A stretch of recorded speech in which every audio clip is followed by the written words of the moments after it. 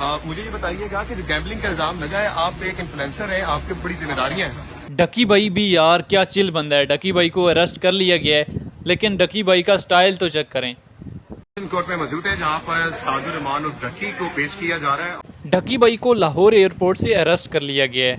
डकी भाई मलेशिया जा रहे थे 2 दिन के लिए। नदीम नानी वाला जो डकी भाई का दोस्त है, उसने इस चीज़ को वाजे किया है कि वो सिर्फ 2 दिन के लिए बाहर जा रहे थे और डकी भाई को पता भी नहीं था कि उनके ऊपर कोई बायनामो एप्लीकेशन वाला केस भी है। काफ़ी लोग ये कह रहे हैं कि डकी भाई ने न्यू घर ली है, इस वजह से डकी भाई को नज़र लग गई है, या किस वजह से डकी भाई को अरेस्ट किया गया है। डकी भाई ने रिसेंटली जो घर लिया है उसकी कीमत जो है वो 10 करोड़ रुपए है। डकी भाई के केस में कोई पार्टी नहीं है, स्टेट डायरेक्ट इन्वॉल्व है।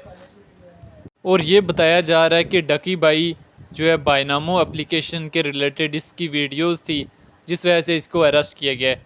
आज कोर्ट ने जो ऑर्डर दिए थे वो आपके सामने